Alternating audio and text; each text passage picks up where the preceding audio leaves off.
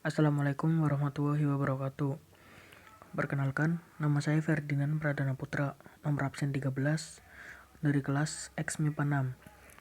Saya akan menjelaskan materi tentang kritik tari. Pengertian: kritik tari adalah kegiatan memberikan apresiasi terhadap karya tari dengan cara menuliskan kembali peristiwa pertunjukan seni tari yang sudah dilakukan atau memberikan komentar terhadap perkembangan peristiwa seni tari pada saat itu. Isi dalam kritik tari dapat berupa deskripsi, kejadian pertunjukan, komentar, dan penilaian dari subjek yang melakukan kritik. Istilah subjek yang melakukan kritik tari adalah kritikus tari. Kritik dibutuhkan dalam kehidupan, terutama dalam kebudayaan umat manusia.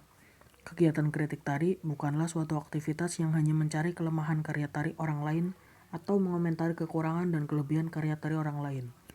Kritik tari dilakukan untuk memberikan informasi pada masyarakat terhadap sebuah kejadian pertunjukan atau perkembangan tari, sehingga masyarakat yang pada saat kejadian tidak menyaksikan akhirnya dapat mengetahuinya.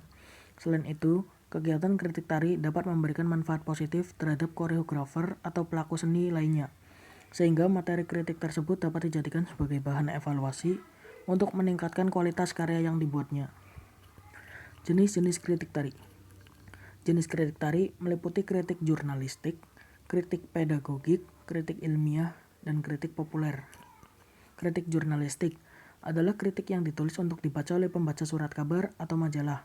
Tujuannya untuk memberi informasi tentang peristiwa dalam kesenian tari. Kritik pedagogik adalah kritik yang diterapkan dalam proses belajar mengajar pendidikan kesenian.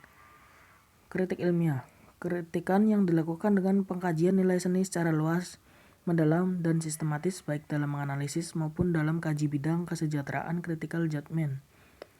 Kritik populer, kritis yang sebagian besar ditulis oleh penulis yang tidak menuntut keahlian kritis. Fungsi kritik tari.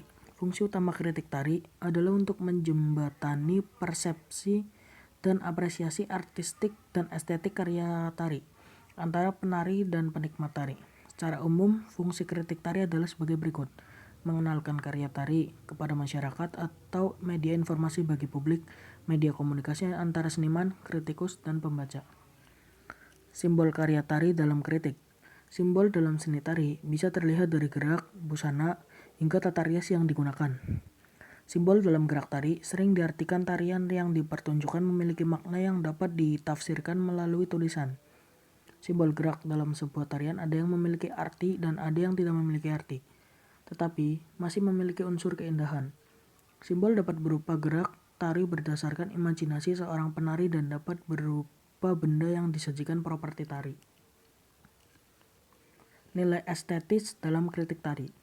Nilai estetis dalam karya seni tari menjadi faktor penting karena dengan nilai estetis tersebut penonton dapat menikmati sebuah penampilan tari serta memberi kesan yang mendalam. Jenis tari yang dipertunjukkan ditata secara khusus untuk dapat dinikmati nilai artistiknya. Nilai estetis dalam karya seni tari tidak hanya dapat dilihat dari gerak tari itu sendiri, tetapi dilihat dari berbagai aspek seni yang lain sebagai unsur pendukungnya.